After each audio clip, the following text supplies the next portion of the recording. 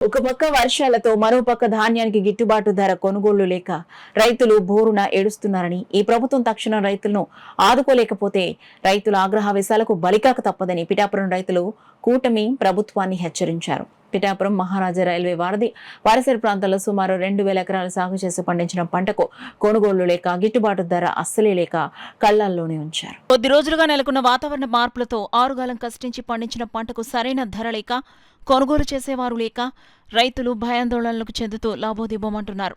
తక్షణం ప్రభుత్వం రైతులను ఆదుకుని గట్టెక్కించకపోతే భవిష్యత్తులో రైతనేవాడే ఉండడని రైతు యనమండ్ర సూర్యనారాయణ ఆవేదన వ్యక్తం చేశారు. ఇవాళ మీరు రైతులను ఆదుకోకపోతే వచ్చే భవిష్యత్ తరాలు రైతులు ఎవరో కనపడరు, మీకు అన్నం పెట్టే రైతు ఎవరో కనపడ్డు. ఇవాళ మీరు రైతులను ఆదుకోకపోతే 24 గంటల్లో ప్రభుత్వం దీన్ని ఎంచేదంటే మొన్న 1250, 1275, ఇవాళ 1250, రేపు 1200 రూపాయలు. ఈ రేట్లను ఎవరు నిర్ణయిస్తున్నారు? ఈ రేట్లను ఎవరు నిర్ణయిస్తున్నారు? అసలు ఆంధ్రప్రదేశ్లో రోజుకో రేటు రైతుకి ఎవరు నిర్ణయిస్తున్నారు? రోజుకో రేటు రైతుకి ఎవరు నిర్ణయిస్తున్నారు?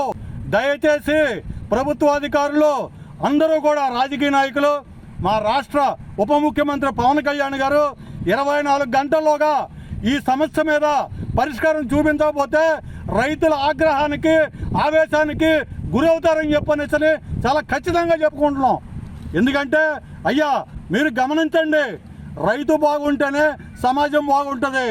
ఇవాళ రైతులు ఏడుస్తున్నారు. అతనికి మిగిలేటువంటి రూపాయి మిగలడం లేదు సరి కదా. 150 చేతి డబ్బులు పోయి ఆత్మహత్యలు చేసుకునే పరిస్థితులు ఎదురవుతున్నాయి.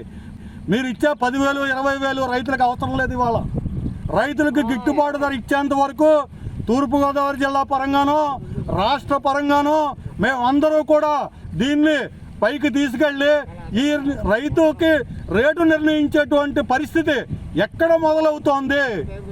ప్రభుత్వాలు, కేంద్ర ప్రభుత్వాలు ఏమో బోనసులు ప్రకటిస్తున్నాయి, ఎరువుల ధరలు పెరుగుతున్నాయి, కూలీల ధరలు పెరిగాయి.